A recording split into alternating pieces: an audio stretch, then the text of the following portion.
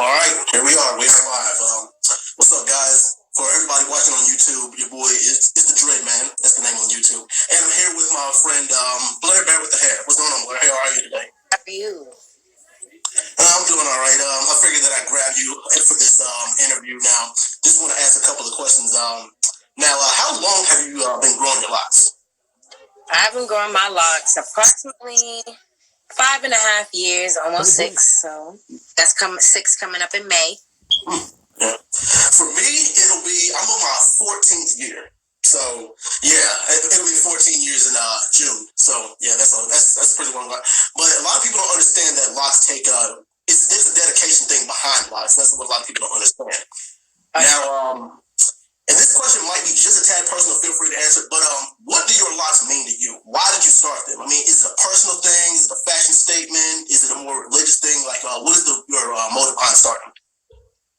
Well, starting my locks, it's a mixture of a few different reasons. One, it was like the easiest style, it's so easy to maintain, but so versatile to me. Also, I was done with the perms and the relaxers. I've had those since I was young. My hair, this is literally the longest my hair has ever been in my entire life, because every time my hair would literally grow here and then break off because I had perms. And granted, we used it how it should have been used, which is like not like right. I let my hair breathe, and so my mom made sure to take care of it, even though with all the chemicals and stuff, because my hair is naturally super thick. So she did not want to lose any of that thickness. But I went to college, and I was like, I did for like a year. The first year, I still had my hair straightened, but I was like, this isn't really for me. And I decided one day when I came back for my freshman year, I locked up and never looked back. Right. For me, I was 16. It was like June. It was like June of 06 when I first started mine. And the reason why I started mine is because, well, at the time, everybody had either a high top fade or an afro or cornrows. And I'm like, you know what? I want to do something different. Yeah, I want to do something different. So it's like I started them, and I have trimmed them a couple of times since then. Because from 05 or 06 to now, if I wouldn't have trimmed them, good lord, they probably would have been dragging down the floor by now. But yeah, I mean, length, honestly, like. Yeah. But yeah, I have, the thing is, like, you're right. Like, you can experiment a lot with locks. You can, different lock styles, dye and everything. And a lot of people ask me, why don't you dye yours? And the thing is, I have wanted to, but I'm like, nah, that's the reason why I started locks in the first place, because I wanted to do something different. And then fast forward 5 or 6 years later, you start to see a lot more people with locks. And then, like, people try to do the whole T-Pain thing where they grow their locks, but then they dye them blonde, or they dye some blonde and have some just straight black. And I'm like, everybody's doing too much of the same thing. It's like, I still want to do, my own thing about it. And once again, goes back to what I was saying. Like, locks are about self-expression. But one more question before we dive into it. Like, what is your lock regimen? Like, how often do you, get them styled? How often do you retwist them? And like, what goes into your routine? Well, I usually retwist them maybe like once a month, 3 weeks to a month. If I have them styled, then I'll wash them when like the style is like completely out. Like it's bushy again. It's not quite there, but yeah, it's like I don't find the need to wash it as often as I need to. I do definitely wash it, because you must wash locks, must wash hair, period. And I do my own locks, so yeah, I try not to manipulate as too much as possible. I usually like just put it up when it's like bushy and whatnot. I don't style them as often, and yeah, they are locks, and they are versatile. But it's sometimes some people feel like they don't want to like do too much with it, because it is your actual hair. So you don't want to, when using your actual hair, you don't want to use too much manipulation. But for me, like I do as not too much. They're considered glamour locks because I do retwist them. I don't let them freeform, but still, I don't have to do too much with it. Like, and I don't use like too many products in my hair. I usually, I retwist with coconut oil, and I wash them with black soap. Right. So, and I'm actually glad that you brought that up because the number one question that I and a lot of people with locks get is, "Oh my God, is this your real hair?" I'm like, yeah. I mean, I've seen people with faux locks and crochet locks and everybody, and there's some people who actually do get lock extensions. But yes, this is all me. So yeah. It also sounds like people think that, especially people of color, with long hair, everybody, it's like a stigma that Black people don't grow long hair. No, we have long hair. It's just, we can grow long hair. We got shrinkage like hell. Yeah. So you can say like it'll form up like if I have my hair out, like it'll form like a cloud, like a little cloud, but it's wet. That stuff like hangs down low. Oh yeah.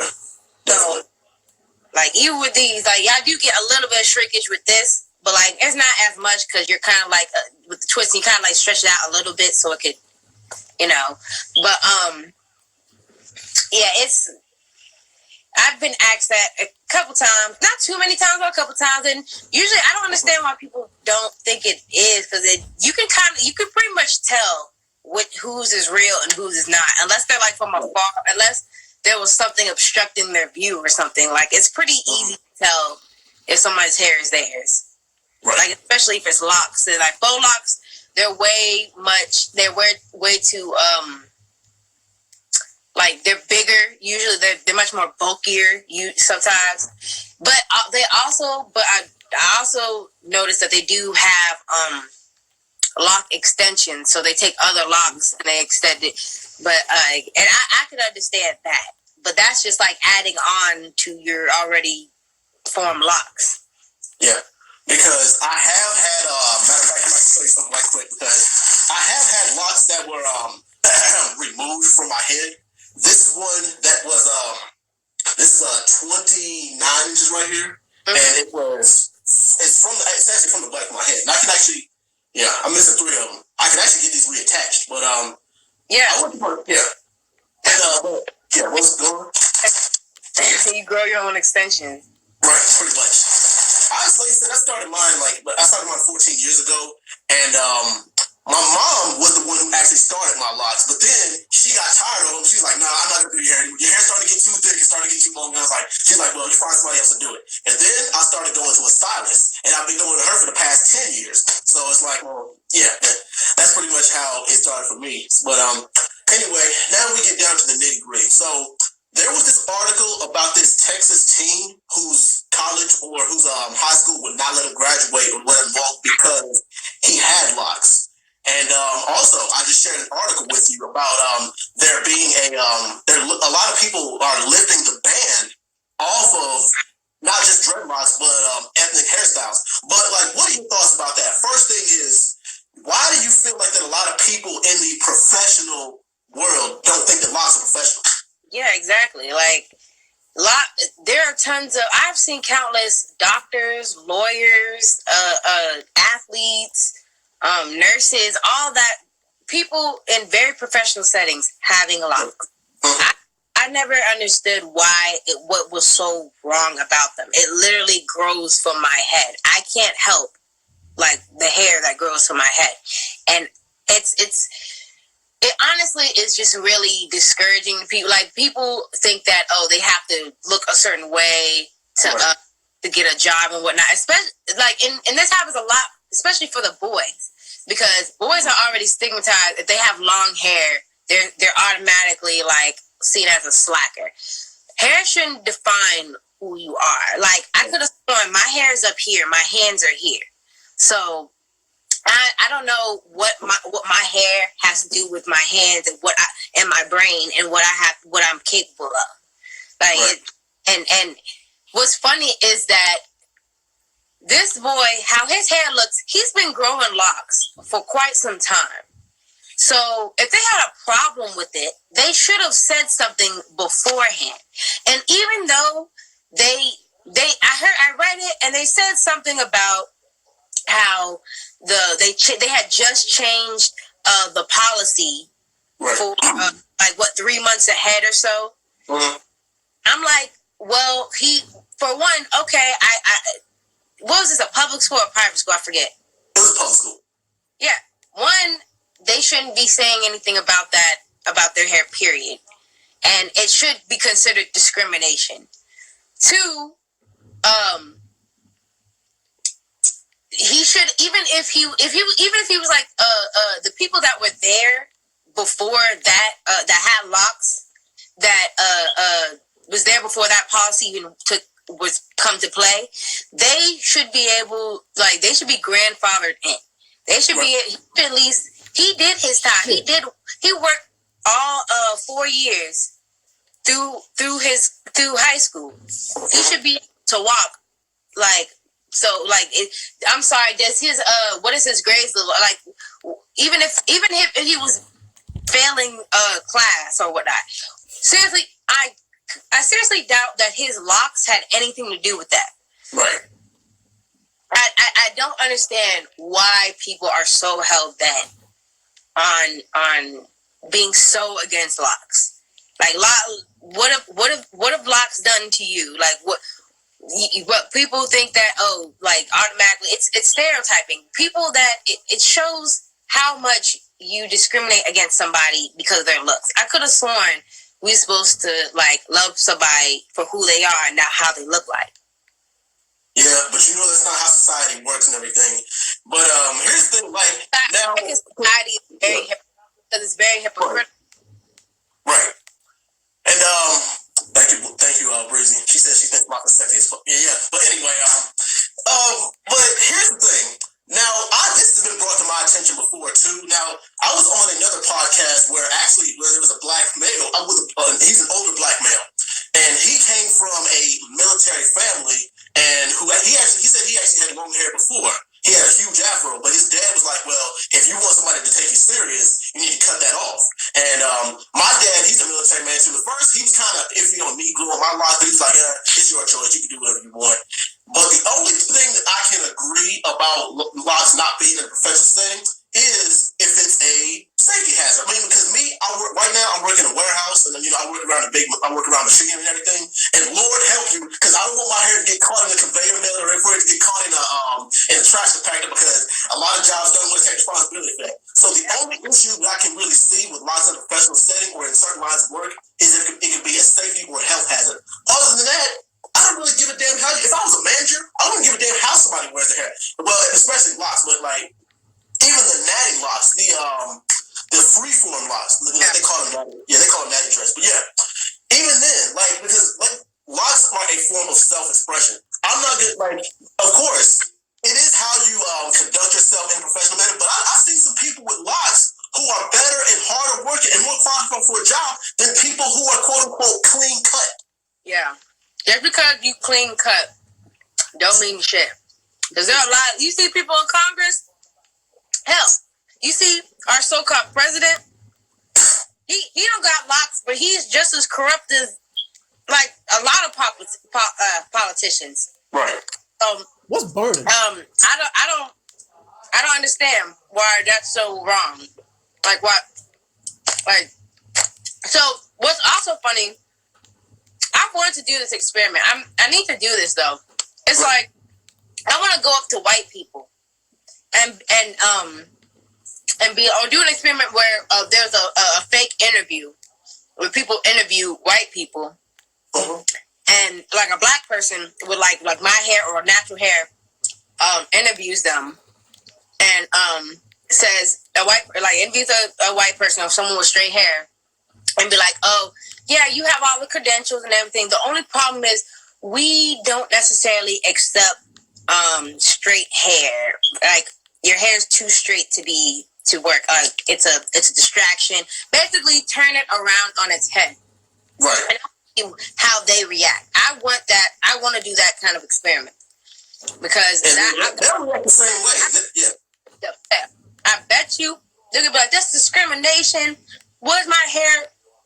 I'm like, well, y'all saying the same thing about people with locks.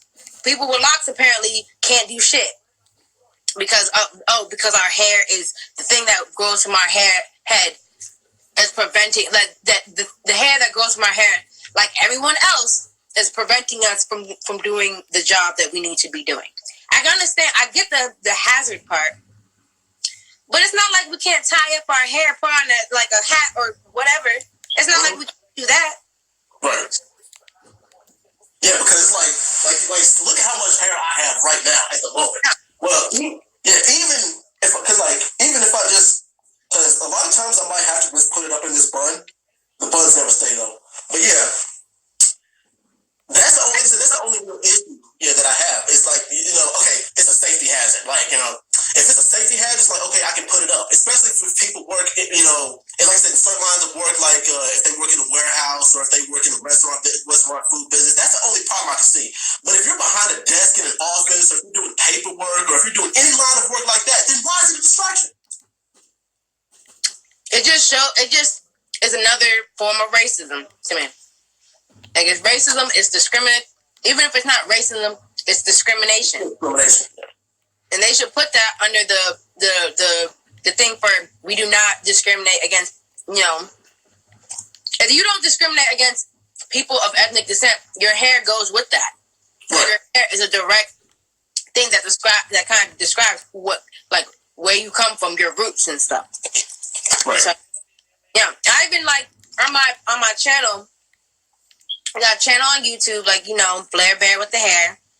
I got a new video uploaded already, so if you haven't, go check that out. But on that one, I was talking about the second one. I just talked about a topic about people that want to lock up, and I was saying one of the things that you should ask yourself is, should you it's how your locks going to affect your lifestyle. Right. And I was just saying, you shouldn't, people who are in a saying where people are judging you because of your hair, I'm just saying, don't work for those people. Because obviously they don't have your best interest at heart. If the thing that they're worried about, I graduated top of my class. If I graduate top of my class, first person to go to college in my family or whatever, GPA of 6,000, but I'm being overlooked and go to one a good Ivy League school, but I'm overlooked because of how my hair looks. And so you're getting someone, not saying community college is like not shunning anybody from going to community college, but saying someone who went to a lower school, like a community college, and just happened to get to know about this job or know something about this field, they're gonna get that over me, because besides you don't even look at my experience, you're just looking at my hair. That's discrimination. That's discrimination straight up. Right. Now, I was actually having a conversation about this with another friend of mine, and he was like, well, it's messed up how somebody can have 3 years, 4 years, 5 years, 10 years of work experience, and they work harder and are probably better at the job than somebody who just walks right in the door and says, hey, I have a fancy degree. And it's and they just can't get handed the job instantly. And it also helps that if they have what's quote unquote the clean cut look. And that article that I just shared with you, that was a white woman with a quote unquote ethnic hairstyle, a white woman who had her hair braided, who was actually speaking out against not having ethnic hairstyles in the workplace. I mean, is that what's gonna take? Is it gonna take a white woman with cornrows to finally get people to see there's nothing wrong with your hair? Is that what it takes? That's the poster child for everything. Black people, for voting, all that shit. What was it? Planned Parenthood. Nobody gets if white women don't get behind it, then America doesn't want to see it. Of course, we'll be the drive for it, but they put somebody of lighter color to represent. And there's also, I forget which state it is. I think it's Ohio or something. Mm-hmm. They had a thing where braids were illegal. To be able to braiding, being a hairdresser or like an ethnic hairdresser, especially for like braiding and dreads and cornrows and stuff, that apparently was illegal. Yeah, like how I don't understand how, but at the same time, this is America, and the land where of course people are discriminating against people's hair, and people will discriminate against you if you're not blonde hair, blue eyes. Like we're automatically an animal. This is the place, the land of where we shoot unarmed black people, and just do whatever the hell we feel. And just claim that self-defense when it's blatantly obvious that it's not. It's like, what's the point of cameras if y'all just gonna still be blind as hell? Yeah, they're only blind. I mean, they have what's called selective sight. They see what they want to see and they hear what they want to hear, and that's pretty much one of the biggest problems, with our country right now. Is I mean, it really does suck. But the thing is, it's a double. It really is. It's a double standard. It's like, well, if this black person does this, then it's not okay. But the thing is, it's all handy dandy if the poster child is white, if they have a lighter skin tone. And like I said, yes, there's white people with locks. There are, and they may or may not get treated the same way if they go into a certain line of work. But once again, like the quality, how somebody chooses to wear their, what style they want to wear their hair, or hell, you can even apply this to tattoos and piercings. You can even apply that to it. That should not affect that, somebody's line of work. Yeah. Yeah, like I can understand certain piercings. Like I can take them out. I'll get hooked on. Like I can't wear it like these at work. I understand that. Yeah. I can't wear something that somebody can get hooked. Like for me, I'm a CNA, so I can't wear something that a potential client can rip right out my face or something. Yeah. Like it's getting better because I'm seeing more people in the healthcare field with like piercings and tattoos and stuff. So that's slowly getting better. But the fact of the matter is, hair should never have been a factor. Like. Your hair, like I understand I understand if you don't want somebody like you're a lawyer and you don't want someone with like a mohawk or like a colored mohawk or whatnot. Just and I understand, like there's a certain amount of professionalism you should hold, of course. But like but when it comes to like locks, that other hairstyle is something that's by choice. It's by choice, but it still comes out my hair this way in my head. Like this is just how my hair is. So it shouldn't be it shouldn't be up for debate that this is something that we have to vote on, something that we have to pass a law. Like why should we have a law to pass for our hair? It just goes right back to the controlling the black man. All that. Right. All right, now just one final question before we wrap up here, and here it is. What advice do you have someone who wants to start a lock journey? Well, I would say go to my YouTube because I have a video just for that. Blair Bear with the hair, and but if you wanna, I say like ask yourself. You have to seriously sit down and ask yourself: if this is what you want? Is this and make sure it's not something that anybody else wants. This is exactly for you. If this is what you want and you alone, are you going to be able to maintain that hairstyle? Because like it can't. Because even though it's like little maintenance is possible, I consider hair like in my video. I consider hair like succulents. They're very low maintenance, but you still do need to maintain them. Right. Like, are your locks going to affect your lifestyle? Like I said, like, is it something that people around you or your environment is going to react to it? Which I can understand. Some in this day and age, it shouldn't really be a surprise, but of course.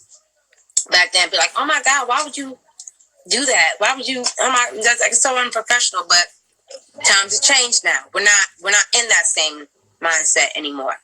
But like, those are like 3 questions. I forget the fourth one I asked. It's on my video though. But like basically, is it right for you? Is it something that you truly want to do? And make sure if you do it, do your research on it.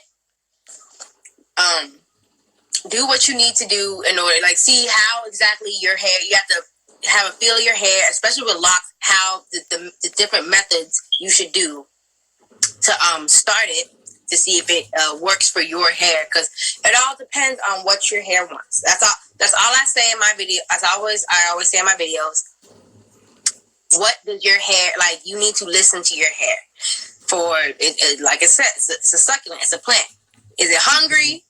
Is it like, does it need to be maintained? Is it thinning in some places? Is it, stuff like that. You gotta really listen to your hair, and like it's a whole journey. It's a connection. So this is like my baby. So yeah, that's mainly what I say for people who want to start it. Like, is it yours? Is it something that you want to do?